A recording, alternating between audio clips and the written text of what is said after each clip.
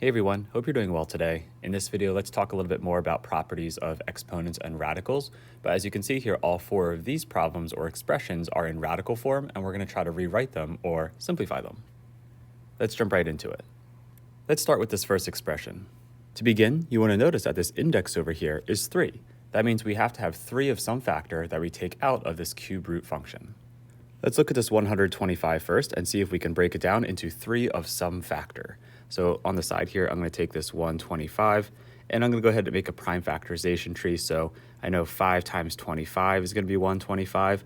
5 is a prime number, and so it can be broken down, and 25 breaks into 5 times 5. So just a little bit of pre-algebra here of factor trees, and this is what 125 is the same thing as. So therefore, we can rewrite this 125 as 5 to the third power. And that's really nice because we were looking for 3 of some factor, so 3 5s multiplied together gets us 125. Therefore, we can say that the cube root of 125 is going to be simply equal to 5. So inside the radical, it's 125, but if it comes out of this cube root, it becomes a normal 5. So that was talking about just a normal number, and dealing with exponents is a little bit different. So if we take a look at this x to the 9th power, you got to think to yourself, what can you multiply 3 times together to get x to the 9th? It happens to be x to the 3rd times x to the 3rd times x to the 3rd power. Remember, if we're multiplying these and they have the same base, then you would just go ahead and add this 3 plus 3 plus 3, and that would be x to the 9th power. So the shortcut here is really just to divide, but if you say the cube root of x to the 9th power, that's just going to be x to the 3rd power. Kind of a little shortcut you can think of here is you just take that exponent of 9 and you divide by the index of 3, and that's going to equal 3. All right, so that's something you can always do to get that new exponent. Essentially, in the future, though, you can just take this exponent of 9 and divide it by 3, and that's going to get you this exponent of 3 that's going to be on the outside. So the cube root of x to the 9th power is just x to the 3rd power. And to finish up here, let's take a look at this y to the 7th power, and let's see how this one can be broken up. So y to the 7th power isn't going to be a perfect third, so notice how 7 is just not a multiple of 3.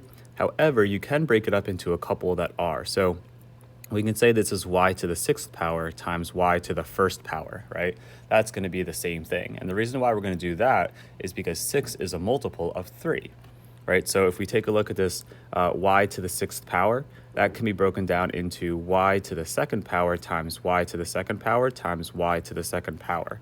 Again, we're looking for 3 of the same thing. So 2 plus 2 plus 2 does get you 6, and that's how that one's going to work. Right, so here's how we can rewrite this one. We can rewrite it as the cube root of y to the 6th power times the cube root of just a normal y to the 1st power, or just y.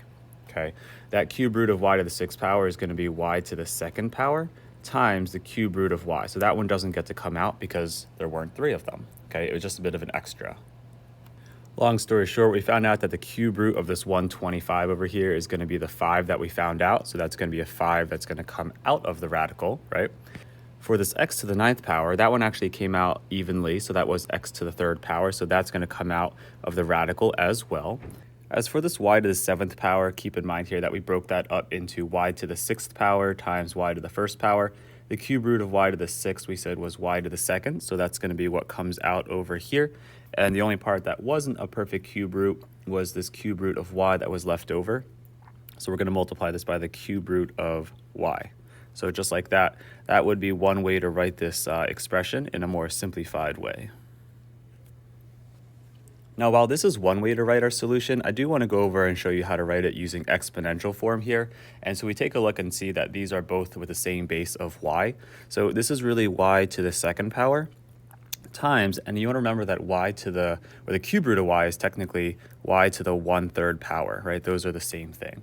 And if we want to rewrite this using one base, keep in mind we need common denominators. So rewriting 2 with a denominator of 3, we can say this is y to the 6/3 power times y to the 1/3 power, right? It's because 6 over 3 is the same thing as 2. So if you go ahead and multiply these together, you add their exponents, and you're going to get, this is the same thing as y to the 7/3 power. So another way you could write this solution in terms of a more simplified way is going to be 5 times x to the 3rd power multiplied by this y to the 7/3 power. So if you're writing it in exponential form, this is what it would look like. In radical form, That's the one we wrote earlier. All right, so that's the first one. Let's take a look at another. Keep in mind for this problem that we're actually taking an even root as opposed to an odd root, so we can't take the even root of a negative number. It's got to be positive. The key here is that we can only take things out of this radical if we can say that there are 4 of the same factor that go into each part. Right away, if I were you, I would take a look at this a to the 5th power on top and this a on the bottom, which is really just a to the 1st power, and use your property of exponents and subtract 5 minus 1. Remember from our property of exponents that if we have a to the 5th power over a to the 1st power, they have the same base. You can rewrite this as a to the 5 minus 1 power, so this is really just a to the 4th power. Rewriting this, we can say that we have the 4th root of this a to the 4th power times b to the 3rd power, and this is going to be all over 625. So it's a little bit simpler than before. Next, you can go ahead and separate this into the numerator and denominator. So remember, one of our properties of radicals and exponents is that we can separate this and say we have the 4th root of a to the 4th times b to the 3rd power. That's going to be the numerator. And for the denominator, we can also separate this and say this is the 4th root of 625. Now we'll take a look at this a to the 4th power on top and see if anything could come out of the radical. We're taking the quartic root or 4th root. And if you think about it, a to the 4th power, that's actually really nice. It's a multiple of 4. So that's really a to the 1 times a to the 1 times a to the 1 times a to the 1. So the 4th root of a to the 4th power must be just a, or a to the 1st power, right? So that's how we're going to know, or we're going to know the quartic root of a to the 4th is just a. In terms of this b to the 3rd power, they're not enough to take out because we need 4 of something, so that's just going to stay inside. So that one's nice and easy. For the 4th root of b cubed, that's just going to stay as the 4th root of b cubed. Can't do anything. For the denominator, let's take a look at this 4th root of 625 and see if there's something we can do. For 625, we can go ahead and use a prime factorization because it's a normal number or a constant here. That's actually going to be 25 times 25. That's 625. 25 is going to break into 5 times 5, and then this 25 can also be broken down into 5 times 5. So we now know 625 is equivalent to 5 to the 4th power. And that's pretty nice because, again, we're looking for 4 of something. It turns out that if you have 4 of these 5s multiplied together, we do get 625. So we just found out that the 4th root of 625 is just going to be 5, and that's because 5 to the 4th power is equal to 625. All right, so how are we going to write our answer here? Well, for the first part, we're taking a look at the a's, right? The a to the 4th power. I'm just going to draw an arrow pointing outwards here. We said that the 4th root of a to the 4th was just going to be a, but keep in mind it has to be a positive value. So I'm going to go ahead and write the absolute value of a on the outside here, because when we're taking the 4th root, it's got to be a positive number. Not something you have to worry about with odd roots, but for even roots we do. And then for that b to the 3rd power, that didn't come out, right? We said that that one had to stay inside because we needed 4 of something and we only had 3. So that is going to just be the 4th root of b to the 3rd power. That's going to stay inside the radical. And then on the denominator, we found out that the 4th root of 625 was just 5 because 5 to the 4th power is equal to 625. So we're just going to put a 5 in the denominator here. Okay, so this right here in radical form would be our most simplified expression. Okay, if we wanted to go ahead and rewrite this in exponential form, we could. We can go ahead and say this absolute value of a is going to stay over here. And instead of saying the 4th root of b cubed, we can say this is times b to the 3/4 power, right, all over 5. So if we wanted to write it in exponential form, just that b has to change a little bit and raise it to the 3/4 power instead. That's it. That wraps up that one, so let's try another. For this one, notice how we have an odd root here, so we don't have to worry about any absolute values. The key here is we're going to be looking for 5 of some factor, or 5 of some number that we can take out of the radical. Let's start with this 288. Okay, so 288, I'm going to go take that onto the side here and see if we can find 5 of the same factor that goes into it. It's even, so I know we can do 2 times 144. That's an even number, so I'm going to go ahead and say 2 times 72. And 72 is even number, so I'm going to say it's 2 times 36. and 36 is even. I'm starting to see a lot of 2s, so that's good for us. 18, let's say it's 2 and 9, and this 9 is going to be 3 and 3. So that's going to be the prime factorization for 288, and we're really looking for like 5 of the same number, right? So if we take a look here, we have 1, 2, 3, 4, 5. Okay, perfect. And so what we're going to say is this 288, we can rewrite this as 288. We take the 5th root of it, right? That's the same thing as saying the 5th root of 2 to the 5th times the 5th root of 3 squared. Right, so the 3s don't have enough, but the 2s have, there's 5 of them, which is like the perfect number we're looking for. So the 5th root of 2 to the 5th is just going to be 2. And then the 3 squared is just going to go back to being a 9 because it didn't have enough. It just had 2. So that's going to stay inside the radical. As for this x to the 3rd power, if we're going to say, can we break that down at all? I don't think so, right? If you think about it, this 5th root of x to the 3rd power, there's only 3 of these x's, so that one's just going to stay the same, which is nice and easy for us because nothing can be done there, okay? Let's take a look at this last part, though. This y to the 7th, that one seems to have enough, right? So if we take a look at the 5th root of y to the 7th, we need 5 of something, and we have 7 of them. So we can break this up into saying, okay, let's say this is y to the 5th, and then we'll say this is going to be y to the 2nd power. So we're just breaking up y to the 7th into y to the 5th times y to the 2nd as we did earlier. And the 5th root of y to the 5th is just going to be a y, and then we're going to have this 5th root of y squared. So again, we're breaking up the y to the 7th into y to the 5th times y to the 2nd, and then when we had 5 of something, we could take it out, and it was just a normal y. So simplifying this a little bit, we can go ahead and take this 288. We said that would simplify down into this 2 times the 5th root of 9. So that's going to be 2 times the 5th root of 9. That 2 came out because there were 5 of them. If we take a look at this x to the 3rd power, keep in mind that we said that that could not come out because there were only 3 of those x's, so nothing really could happen there. So we're going to go ahead and say that's going to be the 5th root of x to the 3rd power. And then if you take a look at this y to the 7th part, how is that going to be handled? Well, we said there were 5 of those y's, so when that came out, we just wrote y. And so on the inside, or on the outside rather, we write y, but on the inside, we write the 5th root of y squared. Okay, so putting this all together, what's along the outside here? Well, 2's on the outside, and this y is along the outside. So those are going to be able to come out. So we're going to write this 2 on the outside of the radical, and we're going to write this y on the outside of the radical. Everything else is still stuck inside. So we have the 5th root of everything else. So I'm going to write the 9 first because that one is going to stay the same. This x to the 3rd didn't have enough either. That's going to stay inside. And finally, this y to the 2nd is going to stay inside that we had left as well. So this right here would be in radical form the most simplified way to write this solution. Now, if you really wanted to write this in exponential form, you could say this is going to be 2. This y is going to stay out here. And this 9 on the inside, what we're going to do is we're going to say this is times, and we could say this is 9 to the 1/5 power, right? It's the same thing as the 5th root of 9. For the x to the 3rd, that's going to be x to the 3/5 power. And then for this y to the 2nd, that's going to be y to the 2/5 power, right? So that's another way we could rewrite this. And then this y that's located by itself, this is really y to the 1st power.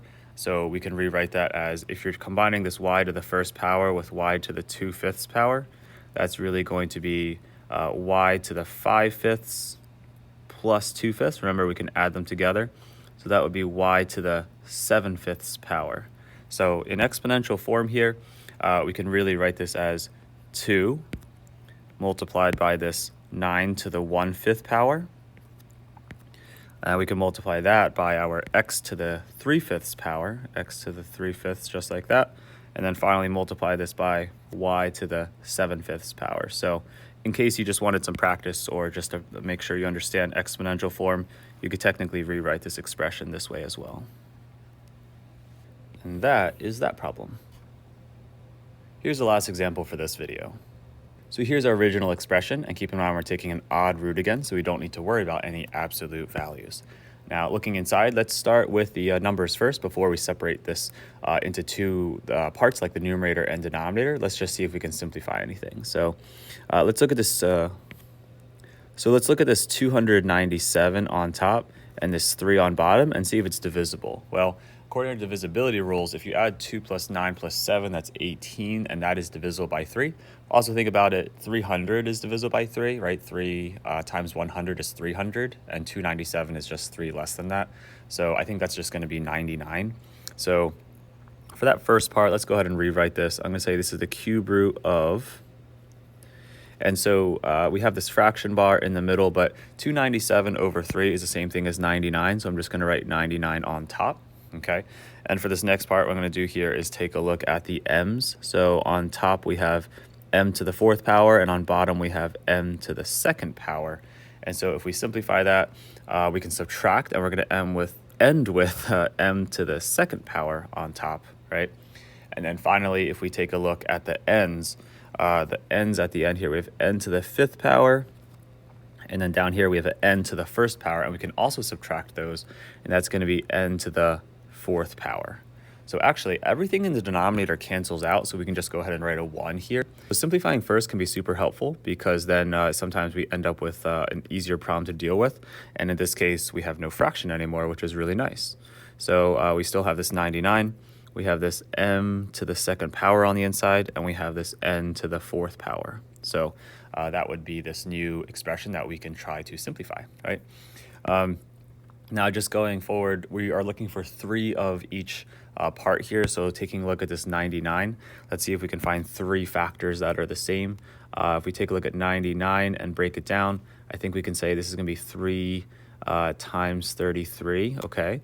33 breaks into 3 times 11, but I think we're stuck here because, you know, these are all just prime numbers, and we only have 2 of these 3, so nothing really can happen here. So when we say what is the cube root of 99, nothing can happen here, so I know it might be sad or a little bit, but, you know, it's actually less work maybe because we don't have to do anything. It just stays as the cube root of 99, okay? Can't do anything there. This m to the 2nd power. Similarly, I think hopefully if this you see this right away, this makes sense. But if we're taking the cube root of this, we need 3 m's, but we only have 2. So this one's actually stuck as well. So that means we don't have to do anything with it. We're just going to keep it the same. Finally, we take a look at this n to the 4th power, and that one's actually more interesting, but we actually have more work to do at the same time. So we need 3 of the same thing. So I think we can break this up into n to the 3rd power, and then the cube root of n to the 1st power, right? So we're breaking up that n to the 4th into 2 pieces. One of them is a multiple of 3, and one of them is not. The cube root of n cubed is just n, and then we have this cube root of n as well. So let's see if we can go ahead and write our simplified version here. So starting off with this cube root of 99, we said that had no things that could come out, or nothing really could come out there. So we're going to write the cube root of 99. That's the first part. Now for these m's over here, keep in mind that there were only 2 of them, so nothing could really happen there. So that's going to stay the same. So we're going to keep this as the cube root of this m squared, right? And then finally, if we take a look at this n to the 4th power, remember that it had enough, so 1 got to come out because there were at least 3 of them in there. So we're going to multiply this by the n that came out multiplied by the cube root of n. Okay, so simplifying this a little bit into just like one whole piece here, notice how only one item here is going to be outside the radical, so that's going to go first, but everything else is still in that cube root radical. All right, so we'll start with the coefficient of 99, that goes first, and then m to the 2nd power goes next, and then we have this leftover n as well inside. So this right here should be our most simplified expression. Now, if we wanted to write this in exponential form, I'm going to go ahead and just show that. So we have this n over here, and then this 99, the cube root of 99, we can rewrite as 99 raised to the 1/3 power. And then this m to the 2nd power, we can write this is going to be m to the 2/3 power. And then finally, if we take a look at this n, we can rewrite that as an n to the 1/3 power. okay? We can also combine this, so this n times this n to the 1/3. Remember, that's going to be n to the 3/3, because that's n to the 1 over here, times n to the 1/3. And if you multiply this together, we're going to get n to the 4/3 power. So altogether in exponential form, we can write the coefficient first, or the number first. So 99 to the 1/3 power goes first. And then alphabetically, we'll go m to the 2/3 power. And then finally, we'll write n to the 4/3 power. So just like that, that would be our exponential version of this expression. So there you have 4 of these different examples of rewriting these radical expressions using some of these properties of exponents and radicals. Hope you found this video helpful, and as always, keep up with the great work, and I'll see you in the next one.